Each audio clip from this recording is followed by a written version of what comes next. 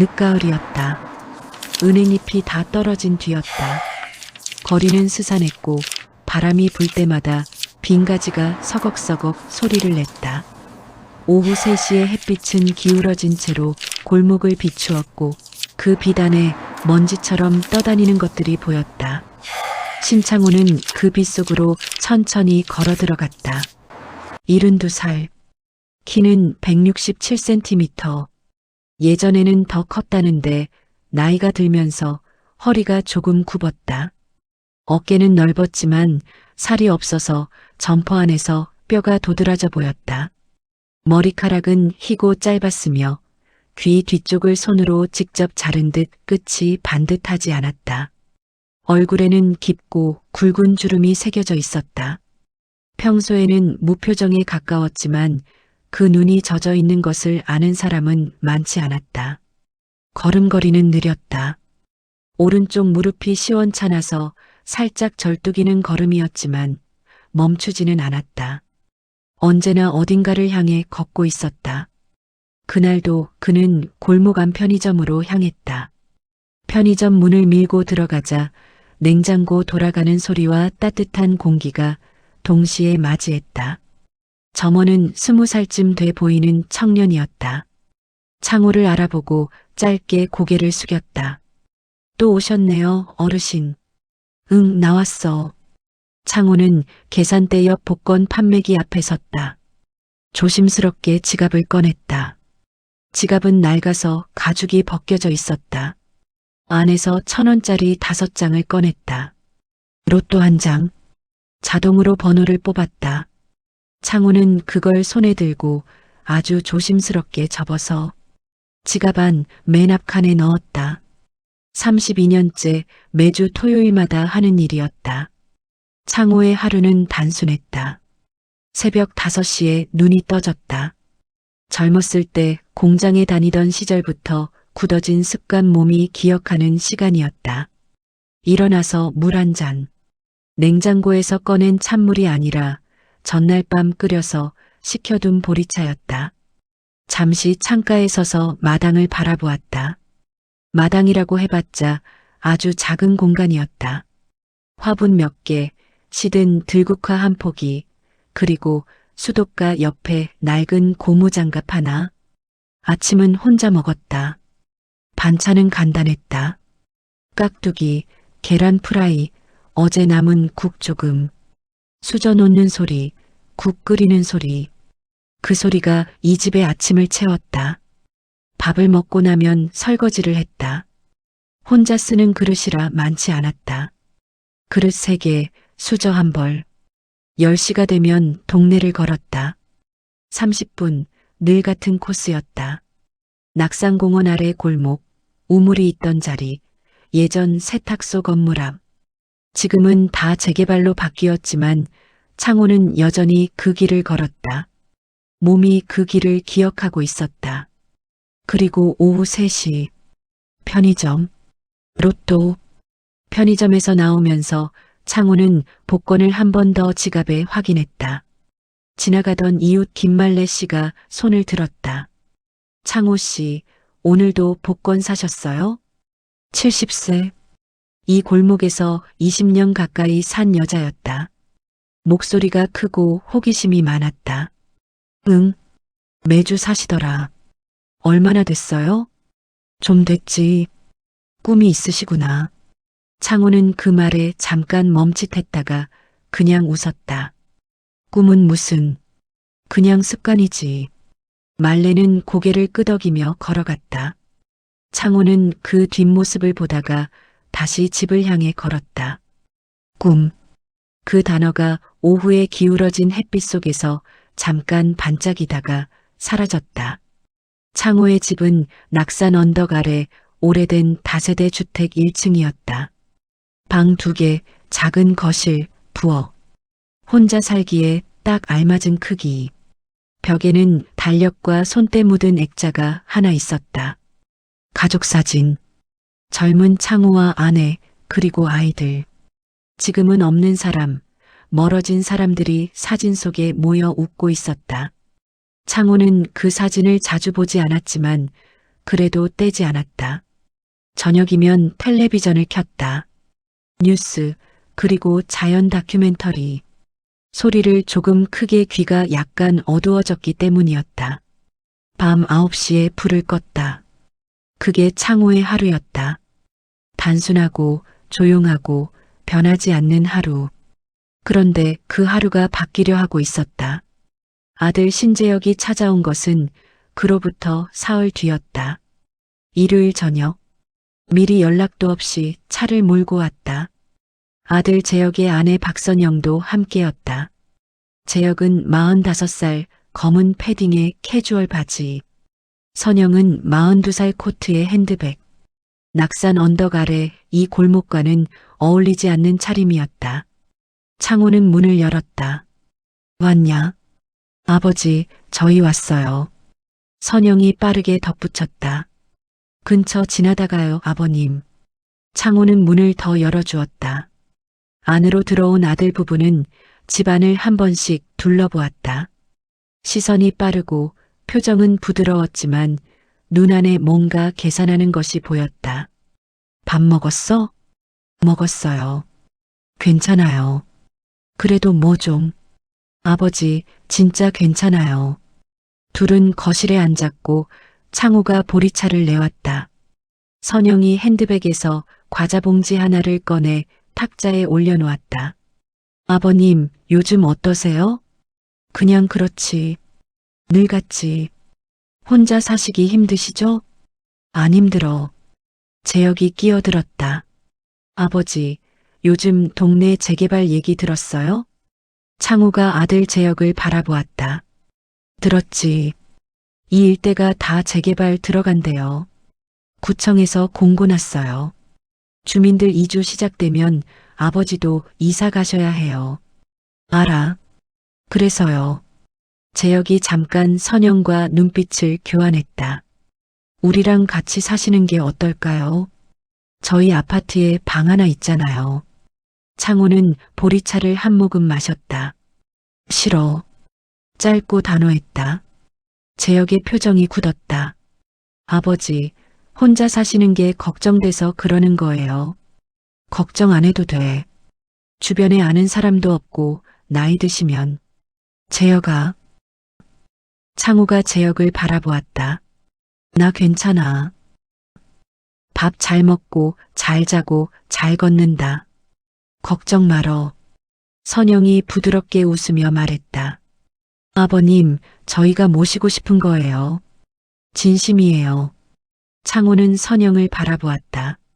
그 눈 안에서 무언가를 읽었다. 진심이 아닌 것을 진심처럼 말하는 사람의 눈빛이 어떤 건지 이른이 넘으면 알게 된다. 알겠어. 생각해 볼게. 재혁과 선영이 돌아간 뒤 창호는 한동안 거실에 앉아 있었다. 재개발. 이주. 함께 살자. 말 뒤에 숨어 있는 것들이 창호의 머릿속에서 천천히 정리됐다. 이 집은 창호 명의였고 낡았지만 대지값이 있었다. 재개발이 되면 이주비가 나오는데 적지 않은 돈이었다. 창호는 지갑에서 이번 주 로또를 꺼내보았다. 토요일 추첨까지는 아직 사흘이 남아 있었다. 창호는 그 종이를 다시 접어 지갑에 넣었다. 잠을 청하러 들어가면서 문득 이런 생각이 들었다. 살면서 행운이란 게 한 번쯤은 오는 걸까? 그날 이후 골목 사람들 사이에서 작은 변화가 생겼다. 재혁과 선영이 왔다 갔다는 것을 말레가 목격한 것이다. 이런 골목에서 비싼 차가 세워지는 건 눈에 띄는 일이니까. 창호 씨 아들 왔다 갔던데요. 처음이죠? 맞은편 집 황복순이 물었다. 그러게요. 오랜만에 왔더라고. 재개발 얘기 때문에 온 거 아닐까요? 그럴 수도 있죠. 두 여자의 시선이 창호의 집 창문으로 향했다. 불이 꺼져 있었다. 창호 씨, 뭔가 달라진 것 같지 않아요? 뭐가요? 요즘 더 조용해졌어요. 뭔가 생각이 많은 것 같고. 복순이 고개를 갸웃했다. 나이 드신 분들 갑자기 조용해지면 말레가 말을 잘랐다. 그런 소리 하지 마세요. 그러나 두 사람은 한동안 그 창문을 바라보았다. 금요일 밤이었다. 추첨이 내일이구나. 창호는 평소보다 일찍 텔레비전을 껐다. 냉장고 돌아가는 소리, 멀리서 지나가는 차 소리, 가끔 바람이 창문을 흔드는 소리만 남았다. 그는 지갑에서 로또를 꺼내 탁자 위에 올려두었다. 언제나 하는 행동. 추첨 전날 밤에는 이렇게 로또를 꺼내 놓았다. 이유를 딱히 설명하기 어려웠다. 그냥 보고 싶었다. 이 작은 종이가 내일 어떤 존재가 될지 모른다는 생각을 하면 이상하게 마음이 무거워지면서도 설렜다. 32년. 그동안 5등은 몇 번 됐다. 5,000원짜리. 4등도 2번. 5만원짜리. 그게 전부였다. 주변에서는 그만 사라고 했다. 어차피 안 된다고. 그 돈 모으면 낫겠다고. 창호도 알고 있었다. 로또 1등 확률이 얼마나 낮은지. 벼락 맞을 확률보다 낮다는 말도 들었다. 그래도 멈추지 않았다. 왜냐면 창호는 오래된 서랍 안에서 낡은 수첩을 꺼냈다. 표지가 달아서 무슨 색이었는지도 알 수 없는 수첩. 펼치면 안에 빼곡한 숫자들. 로또 번호 기록이었다. 32년치. 날짜, 번호, 당첨 여부. 그리고 가끔 짧은 메모. 첫 장을 넘기니 1992년. 글씨가 젊었다. 힘이 있었다. 공장 야간 끝나고 샀던. 이번엔 될 것 같다. 다음 장. 1995년. 어머니 생신. 이번엔 어머니를 위해서. 그 다음. 2001년. 아내가 많이 아프다. 제발. 2008년. 재혁이 대학 합격. 이번엔 꼭. 창호는 수첩을 덮었다. 이 숫자들 뒤에는 숫자가 아니라 사람들이 있었다. 사라진 사람, 남아있는 사람, 멀어진 사람. 로또 한 장씩을 살 때마다 창호는 그 사람들을 떠올렸다. 꿈이라서 산 게 아니었다. 기억하고 싶어서 산 것이었다. 다음 날 토요일 오후, 창호는 편의점에서 당첨 번호를 확인했다. 점원이 로또 스캐너에 종이를 댔다. 삐 하는 소리. 그리고 화면에 뭔가 떴다.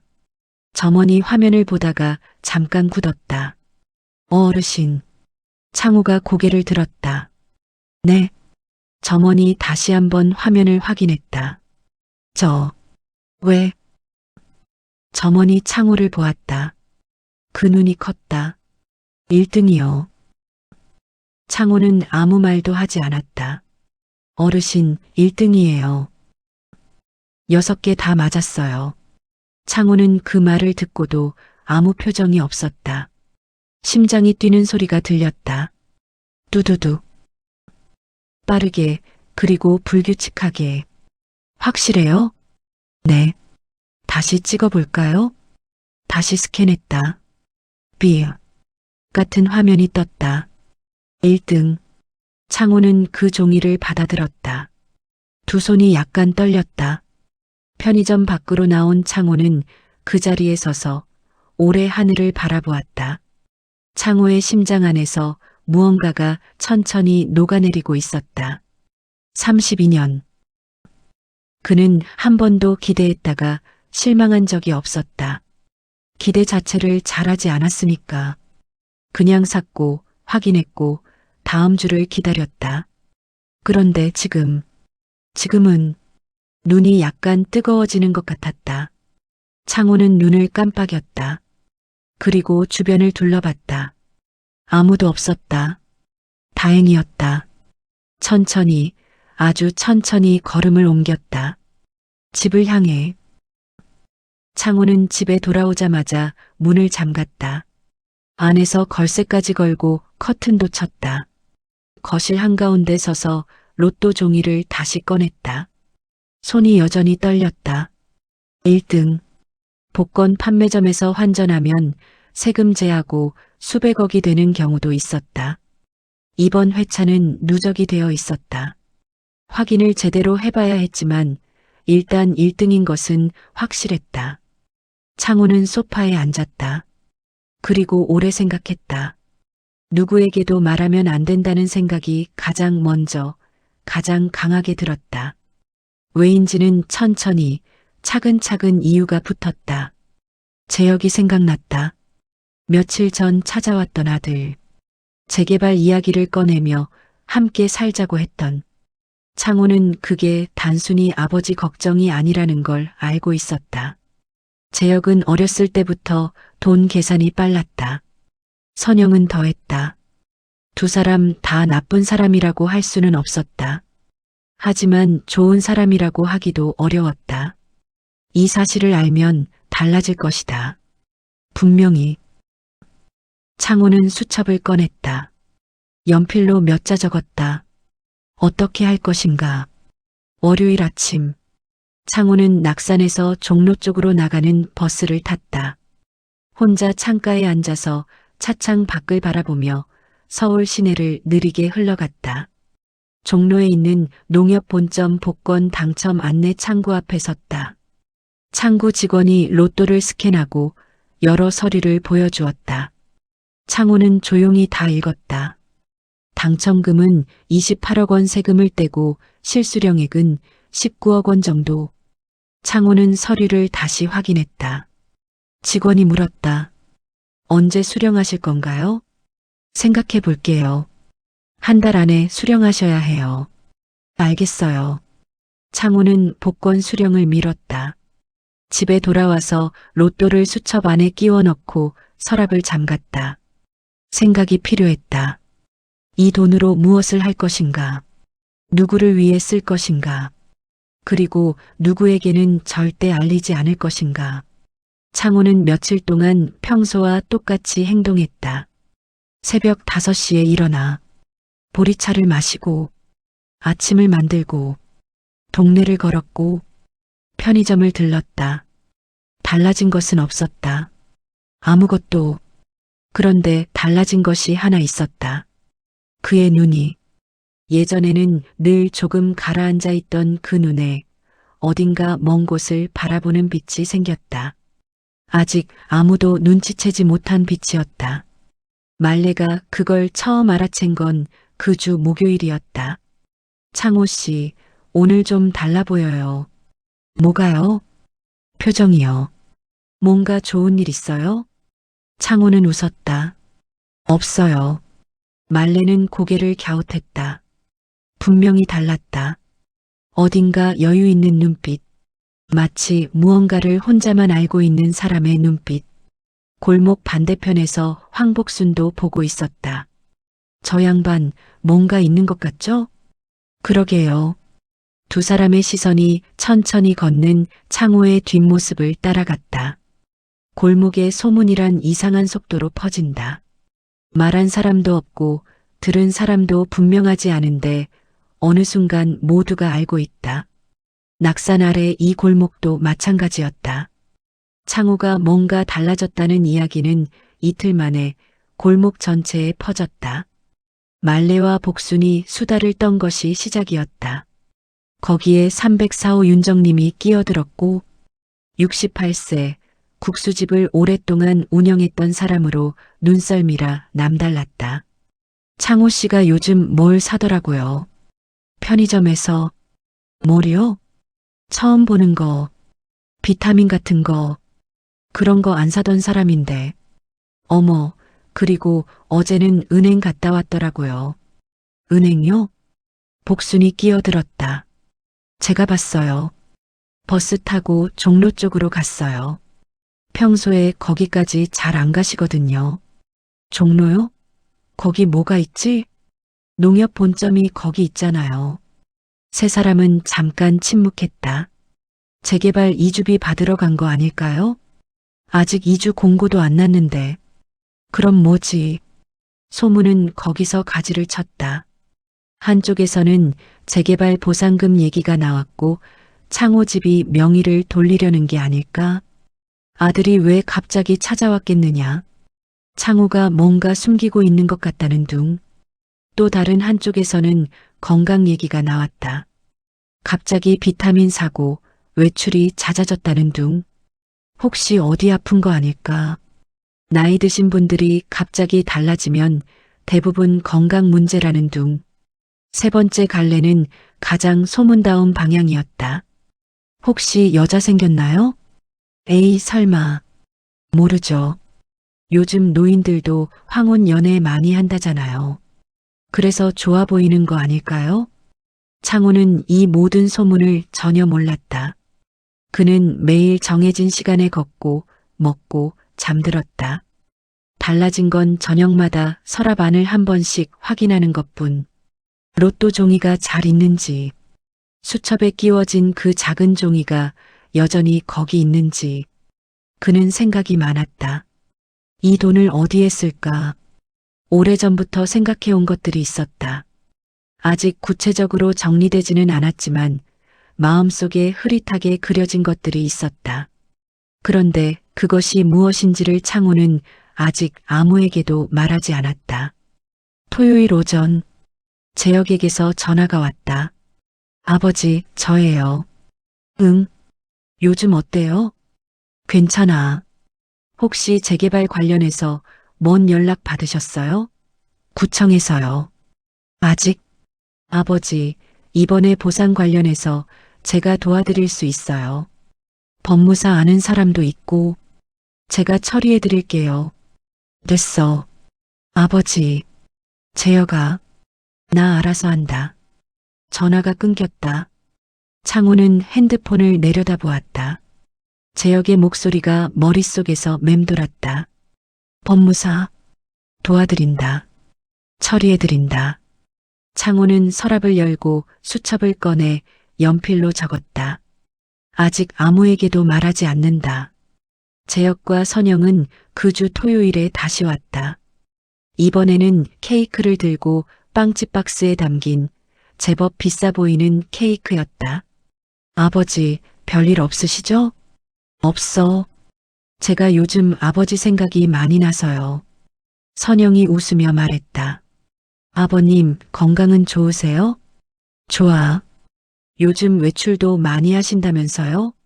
창호가 선영을 바라보았다. 누가 그래요? 아, 이웃분들이. 걱정해서 저한테 연락을 해주셨어요. 창호는 잠깐 입을 다물었다. 누가? 말래? 복순? 선영은 계속 부드럽게 말했다. 아버님 혼자 외출이 많으시면 저희가 걱정되잖아요. 무슨 일 있으신 건 아니죠? 없어. 혹시 재개발 관련해서 뭔 서류 같은 거 받으셨어요? 왜요? 제가 도와드리려고요. 이런 거 혼자 처리하시면 잘못될 수도 있잖아요. 요즘 노인분들 보이스피싱도 많고. 창호가 천천히 말했다. 나 사기당할 정도는 아니야. 재혁과 선영이 돌아간 뒤 창호는 오랫동안 창밖을 바라보았다. 아들이 아버지를 보러 오는 게 아니라 아버지 재산을 보러 온다는 것이 슬펐다. 그 슬픔은 분노보다 조용하고 그래서 더 오래 갔다. 창호는 수첩을 꺼냈다. 지금 내가 가진 것들, 이 집, 그리고 로또, 이 두 가지를 어떻게 쓸 것인가. 그는 밤새 생각했다. 골목에서는 새로운 소문이 돌기 시작했다. 창호 씨 아들 또 왔다 갔어요. 이번엔 케이크까지 들고. 뭔 일 있는 거예요? 모르겠어요. 근데 예전에는 거의 안 오던 아들이 갑자기 자주 오잖아요. 윤정님이 말했다. 재개발 보상 문제인 것 같은데 아버지한테서 뭔가 받으려는 거 아닐까요? 어머나, 창호 씨가 뭘 숨기고 있는 거 아닐까요? 그러니까 아들도 자꾸 오는 거지. 이번에는 말레가 반박했다. 그렇게 생각하면 안 돼요. 창호 씨는 그런 분 아니에요. 그야 모르죠. 사람 속은 모른다고. 골목의 공기가 미묘하게 달라졌다. 창호를 걱정하는 눈빛과 의심하는 눈빛이 뒤섞이기 시작했다. 그 무렵 창호는 혼자 한 가지 결정을 내렸다. 돈을 어디에 쓸지 정했다. 아들에게는 주지 않을 것이다. 말하지도 않을 것이다. 그 대신 오래전부터 마음에 담아둔 것들이 있었다. 말하지 못했던 것들이, 갚지 못한 것들이. 창호는 수첩에 이름을 적기 시작했다. 이름 하나, 2개, 3개, 그리고 그 옆에 숫자를 적었다. 아직 아무도 몰랐다. 창호는 복권 당첨금을 수령하기로 했다. 수령일은 당첨 확인 후 3주가 지난 날이었다. 창호는 혼자 버스를 타고 종로로 갔다. 역시 혼자였다. 아무에게도 알리지 않았다. 당첨금 수령 절차는 생각보다 복잡하지 않았다. 신분증, 당첨 복권, 세금 서류. 담당 직원이 꼼꼼히 설명했다. 실수령액은 19억 2천만 원 통장에 입금됐다는 확인 문자가 왔다. 창호는 그 문자를 한번 읽고 핸드폰을 주머니에 넣었다. 별 소감이 없었다. 기쁘다기보다는 조용했다. 오래 기다려온 것이 드디어 왔을 때 느끼는 그 이상한 담담함. 다음 날 창호는 같은 은행의 자산 상담 창구를 찾았다. 어떻게 오셨어요? 돈 좀 써야 해서요. 어떤 방식으로 쓰실 건지 생각해 두셨나요? 창호가 수첩을 꺼내어 펼쳐서 상담사 앞에 내밀었다. 이름들과 숫자들이 적혀 있었다. 상담사가 천천히 읽었다. 읽다가 눈썹이 살짝 올라갔다. 이분들이 다 아는 사람들이에요. 기부나 증여를 생각하신 건가요? 일부는 그렇고 일부는 다른 방식으로. 아드님은 알고 계세요? 창호가 상담사를 바라보았다. 모릅니다. 상담사가 잠깐 침묵했다가 입을 열었다. 어르신, 증여세나 법적 문제가 생길 수 있어서요. 가족에게 먼저 알리시는 게 괜찮아요. 내 돈이니까. 상담사는 고개를 끄덕였다. 알겠습니다. 방법을 하나씩 설명해 드릴게요. 창호가 수첩에 적은 이름들은 6명이었다. 첫 번째, 고향 친구 오달수. 20살 때 공장에서 같이 일했던 친구. 창호가 자취방 월세를 못 낼 때 몰래 돈을 빌려줬던 친구 결국 돌려주지 못한 채 친구는 지방으로 내려갔다. 지금은 요양원에 있다는 소문이었다. 두 번째, 예전에 살던 동네 구멍가게 이봉순 할머니. 창호 아내가 아팠을 때 매일 밑반찬을 가져다 줬던 가게는 망했고 지금 혼자 기초생활수급자로 산다는 얘기를 들었다. 세 번째, 동네 어린이집. 네 번째, 지역 노인 돌봄센터. 다섯 번째, 여섯 번째는 아직 적지 못했다. 창호는 수첩을 덮으면서 마지막 이름을 생각했다. 가장 어려운 이름이었다. 그날 저녁 재혁에게서 또 전화가 왔다. 아버지, 요즘 은행 자주 가신다고요? 누가 그래요? 이웃분이 연락해줬어요. 걱정된다고. 창호는 잠깐 침묵했다. 재혁아, 네. 너는 나를 걱정하는 거야? 아니면 내 돈 걱정하는 거야? 전화기 너머 침묵이 흘렀다. 아버지, 솔직하게 말해봐. 그건 너무한 말씀 아닌가요? 그래, 너무했다. 미안해. 창호는 전화를 끊었다. 창밖에 저녁이 내려앉고 있었다. 재혁과 선영이 움직인 것은 그로부터 사흘 후였다. 선영이 이웃을 통해 창호가 종로 농협을 여러 번 다녀왔다는 것을 확인했다. 그리고 인터넷 검색을 통해 농협 종로 본점에 복권 당첨금 수령 창구가 있다는 것을 알았다. 선영이 재혁에게 말했다. 여보, 혹시 뭔 소리야? 아버님 로또 매주 사신다고 했잖아요. 창호 씨 이웃 말래 씨가 그랬어요. 30년 넘게. 재혁의 얼굴이 굳었다. 설마 확인해 봐야 하지 않겠어요? 재혁은 그날 바로 아버지에게 전화하지 않았다. 대신 며칠을 지켜봤다. 창호가 은행을 또 다녀왔다는 얘기를 말레에게 슬쩍 확인했다. 창호가 요즘 평소와 다르게 행동한다는 것도 확인했다. 재혁의 심장이 빠르게 뛰었다.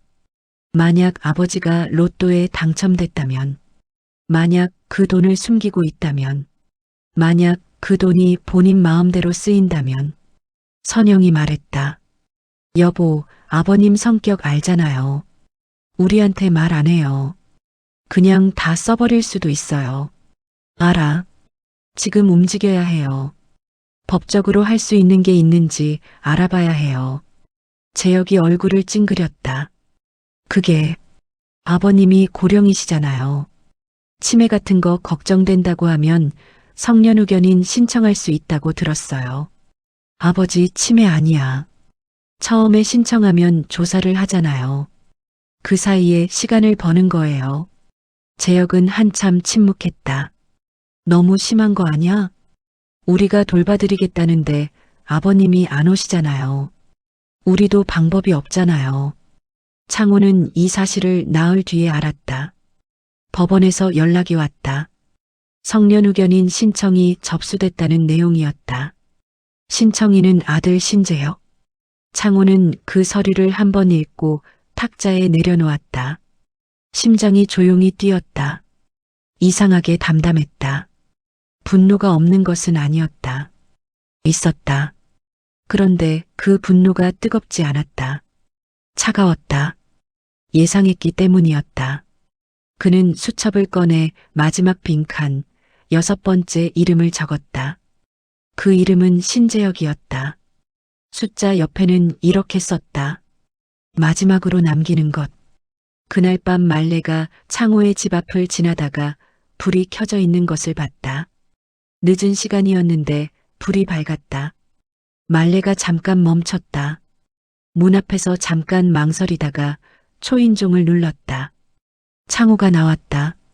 창호 씨, 괜찮아요? 창호가 말레를 바라보았다. 그 눈 안에 뭔가 있었다. 말레가 이 골목에서 10년을 살면서 본 적 없는 눈빛이었다. 들어올래요? 말레가 들어갔다. 거실 탁자 위에 서류 한 장이 놓여 있었다. 말레는 그 서류를 보고 눈이 커졌다. 이게 창호가 조용히 말했다. 아들이 날 후견인 신청했어요. 말레는 아무 말도 할 수 없었다. 말레는 그날 밤 집에서 잠을 못 잤다. 다음 날 아침 일찍 복순에게 전화했고 복순이 윤정님에게 연락했다. 세 사람은 골목 어귀에 모였다. 아들이 후견인 신청을 했다고요? 응, 내가 직접 서류 봤어요. 창호 씨가 보여줬어요. 복순이 한숨을 내쉬었다. 세상에, 그게 무슨 성년후견인이 되면 재산 관리를 아들이 하게 된다고. 법적으로 창호 씨가 뭔가 숨기는 게 있어서 아들이 그런 거 아닐까요? 말레가 단호하게 말했다. 창호 씨는 나쁜 사람이 아니에요. 내가 10년을 봤어요. 그래도 아들 입장에서도 아들이 잘못한 거예요. 창호는 그 사이에 법률구조공단을 찾아갔다. 혼자였다. 창구에 앉아서 상황을 설명했다. 상담사가 내용을 듣더니 서류를 보자고 했다. 일단 후견 신청에 이의를 제기하실 수 있어요. 어르신이 자기 판단 능력이 있다는 걸 소명하면 신청 기각이 가능합니다. 얼마나 걸려요? 짧으면 2~3달. 창호는 고개를 끄덕였다. 그 사이에 제가 하고 싶은 걸 하면 되죠? 상담사가 잠깐 멈췄다. 재산 처분은 후견 개시 결정 전까지는 본인 자유예요. 단, 이해 제기 이후 법원이 재산 처분 정지 명령을 내릴 수도 있어서 빨리 하면 되겠네요. 상담사가 창호를 바라보았다. 어르신 하실 게 있으세요? 창호가 수첩을 꺼냈다. 응, 오래 묵혀뒀던 거. 창호는 움직이기 시작했다. 먼저 오달수를 찾았다. 경기도 안성 요양원에 있는 오달수를 찾았다. 오달수는 창호를 보고 처음에 못 알아봤다. 그러다가 이름을 대자 눈물을 글썽였다. 창호는 봉투 하나를 내밀었다. 이거 그때 빌린 거 돌려주는 거야. 이자 붙여서. 오달수가 봉투를 받지 않으려 했다. 창호야, 그건 다 옛날 일인데. 내가 받은 은혜는 내가 갚아야지. 받아. 오달수가 손을 떨면서 봉투를 받았다. 이봉순 할머니를 찾은 것은 그 다음이었다. 할머니는 서울 외곽의 작은 반지하 집에 살고 있었다. 기초생활수급자로 등록되어 있어 월 30만 원 내외의 지원을 받는다고 했다. 창호가 찾아가자 할머니가 깜짝 놀랐다. 창호 씨? 세상에. 어떻게 알고 왔어요? 오래 수소문했어요. 왜요? 나 같은 사람을. 창호가 봉투를 내밀었다. 아내 아플 때 밥 해다 주셨잖아요. 그때 못 갚은 마음이 있어서요. 할머니의 눈이 붉어졌다. 그게 언제적 얘기예요. 내 마음엔 아직 어제예요. 동네 어린이집에는 익명으로 기부 신청서를 냈다. 노인 돌봄센터에는 직접 찾아가서 전달했다. 센터 직원이 물었다. 어르신, 어떻게 이렇게 크게? 창호가 대답했다. 여기서 도움받는 분들이 많죠? 네, 많죠. 나도 언젠가 도움받을 수 있잖아요. 미리 드리는 거예요. 수첩의 이름들이 하나씩 지워졌다. 6번째 이름만 남아 있었다. 신재혁. 창호는 그 이름 앞에서 오래 생각했다. 봄이 왔다. 낙산 아래 골목에 벚꽃이 피었다. 바람이 불면 꽃잎이 날렸다. 창호는 아침에 그 꽃잎들이 쌓인 골목을 걸었다.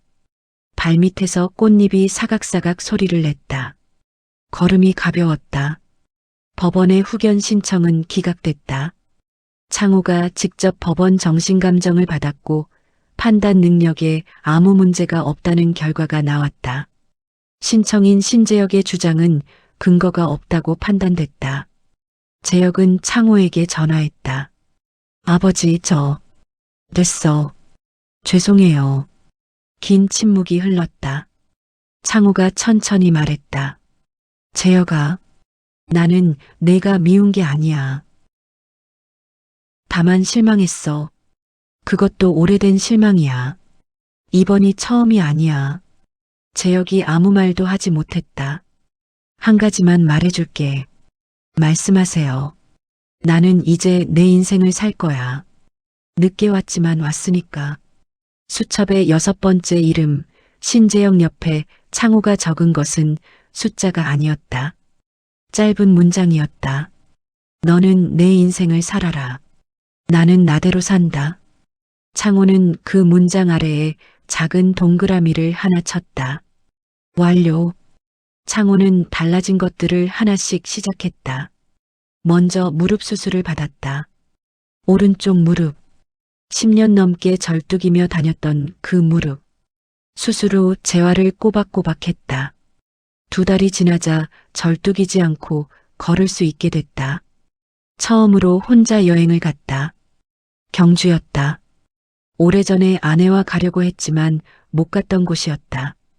혼자 기차를 타고 가서 불국사를 걷고 석굴암을 보고 시장에서 국밥을 먹었다. 혼자였지만 외롭지 않았다. 이상하게도 말레가 골목에서 창호를 만났다. 어르신, 완전히 달라지셨어요. 그래요? 걸음도 달라지고 표정도요. 창호가 웃었다. 무릎 고쳤거든요. 어머, 수술하셨어요? 언제요? 지난달에. 그것 때문에 은행을 자주 간 거예요? 창호가 잠깐 웃었다. 그것도 있고 다른 것도 있고. 말레가 눈을 가늘게 떴다. 아직 뭔가 숨기시는 것 같은데요? 숨기는 게 아니에요. 그냥 아직 말할 때가 아닌 것들이 있는 거지. 그의 여름 낙산 아래 골목에 작은 변화가 생겼다. 어린이집 앞에 새 미끄럼틀이 생겼고 노인 돌봄센터에는 식사 지원 프로그램이 확대됐다는 현수막이 붙었다. 누가 기부했는지는 아무도 몰랐다. 아무도. 창호는 그 여름 수첩에 한 줄을 더 적었다. 32년 동안 로또를 샀다. 그 돈이 얼마인지 계산해 본 적이 없었다. 당첨됐을 때 기쁘지 않은 건 아니었다. 하지만 기쁨은 당첨에서 온 것이 아니라 쓸 수 있는 곳에 쓰는 것에서 왔다. 기다려온 것이 왔을 때, 그걸 내가 원하는 방식으로 쓸 수 있을 때, 그것이 진짜 행운이었다. 가을이 다시 왔다. 은행잎이 다시 떨어지기 시작했다. 창호는 편의점에서 로또를 샀다. 점원이 웃으며 물었다. 또 사세요? 응. 이번엔 됩니까? 창호가 웃었다. 글쎄, 이미 됐거든. 점원이 고개를 갸웃했다. 창호는 로또를 지갑에 넣었다. 편의점 문을 밀고 나왔다. 가을 햇빛이 골목을 가로질러 비추고 있었다. 창호는 그 빛 속으로 천천히, 그리고 이제는 절뚝이지 않고 걸어 들어갔다. 오늘 이야기 어떠셨나요? 행운은 준비된 자에게 온다고 했습니다. 신창호가 32년 동안 로또를 산 것은 돈 때문이 아니었습니다. 그 작은 종이 한 장에 기억을 담았고, 감사를 담았고, 아직 갚지 못한 마음을 담았습니다. 그리고 마침내 행운이 왔을 때 그는 그것을 가장 자신다운 방식으로 썼습니다. 행운이 왔을 때 누리는 것. 그것은 사치가 아니라 오래 기다려온 사람만이 알 수 있는 가장 조용하고 가장 깊은 기쁨입니다. 오늘 영상이 마음에 드셨다면 구독과 좋아요는 정말 큰 힘이 됩니다. 아직 구독 안 하신 분들, 지금 바로 구독 버튼 눌러주세요. 이런 따뜻한 이야기들을 꾸준히 전해드리겠습니다. 그리고 댓글로 여러분의 이야기도 들려주세요. 비슷한 경험이 있으셨나요? 혹은 오늘 이야기를 보고 떠오른 사람이 있으신가요? 여러분의 이야기가 또 다른 누군가에게 위로가 될 수 있습니다. 오늘도 끝까지 함께 해주셔서 진심으로 감사드립니다. 다음 영상에서 또 만나요.